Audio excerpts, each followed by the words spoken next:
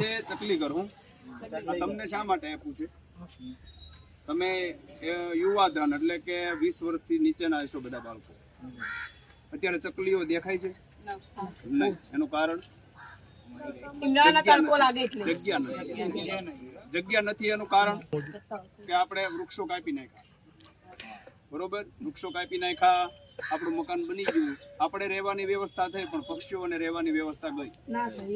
એ હેતુથી આપણે આ અભિયાનની શરૂઆત કરી અને 7 વર્ષમાં આપણે 18 લાખ ચકલી ઘર લોકોને આપ્યા છે. તમારી જેવા લોકો બાળકોને પણ આપ્યા. તમને આપવાનું એક કારણ શું કે હવે અમારા પછી કોનો વારો? તમારો. તમારા પછી કોનો વારો? તમારા છોકરા. તો સ્કૂલમાં પણ બધાને આપણે એક તમારે બધાને સમજાવવાનું કે દરેક વ્યક્તિ પોતાનું ધાબુ હોય ને તે પાણીનું કુંડું મુકામે નહીં. આ તમે રમવા આવો છો, તમે પાણી ગોતો છો, તો હું તમારા માટે પાણીની વ્યવસ્થા ઘણી વાર કરું છું ને. મુકામે નહીં કે તમને તરસ લાગી હોય, તમે રમવા આવ્યા છો, તમે છોકરાઓ છો, બાળકો છો, ઘડી ગમે એવા છો, પણ તો છોકરાઓ છો એટલે તમને આજે પાણી મળે, તમને પાવાથી પુણ્ય મળે. તો ઘણી વાર હું તમારા માટે ઓલું માટલું ભરું છું, કરું છું ઘણી વાર. તો જો તમારા માટે કરતો હોય, તમારે પણ અબોલ જીવ માટે, અબોલ એટલે કોઈ બોલી નહીં શકતા, તમારી પાસે માગી નહીં શકતા, આપણને બોલવાની શક્તિ આપી છે. આપણે ગમે તે બોલીએ, બધું બોલીએ, તે માગી લઈએ, ખાવા પીવાનું ન હોય તો લઈ લઈએ, પણ એ ક્યાંથી લે?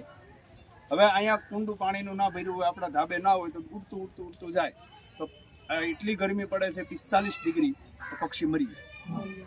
કૂતરું, બિલાડું એના ધોકા ન મારવા, પરંતુ એને આપણે માવજત કરવી, કારણ કે એના ધોકો મારથી તે જતું રહેશે.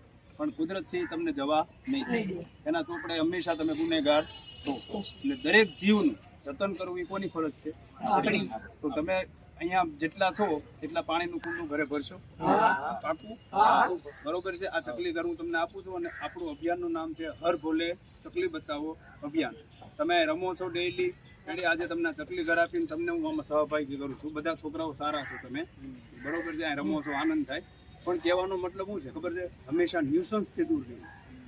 ન્યુસન્સ એટલે કેવું કે ખરાબ વસ્તુથી, ખરાબ વાતથી.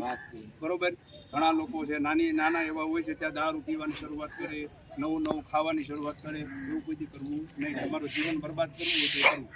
એ પણ તમારે આમાં આ અભિયાનમાં જોડાઈને કહું છું, એ પણ નહીં કરવાનું. કોઈ કરતા હોય તો આજથી આપણે એને બંધ કરાવવાનું. ન્યુસન્સથી દૂર રહેવાનું. રેડી? તમે આજે બધા મારા મિત્રો છો, એટલે અહીંયા હું ગમે ત્યારે આવ્યો તો તમને સારી દ્રષ્ટિએ જો કે આ છોકરાઓ સુધરા, આ છોકરાઓ ભૂલ હોય તો તમારો સુધારો કરવાનો. બને ત્યાં સુધી ગેરશબ્દ બોલવો નહીં, કારણ કે આજુબાજુમાં લોકો રહેતા હોય. બરોબર, તમે બાળકો છો, તમને કોઈ કહે નહીં, પણ એ આપણો સંસ્કાર ન કહેવાય.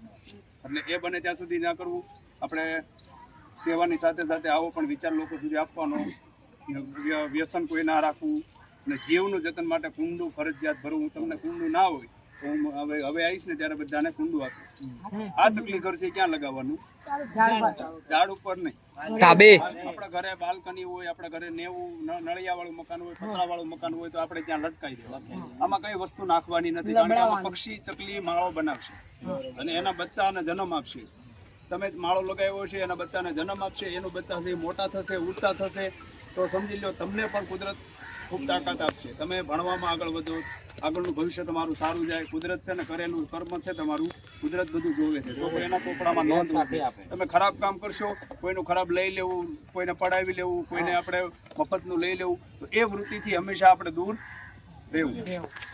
તો આ અભિયાનમાં તમે બધા સહભાગી છો ને? હવે સેવા કરશો? કુંડું ભરશો? પાકું? સરસ, લ્યો.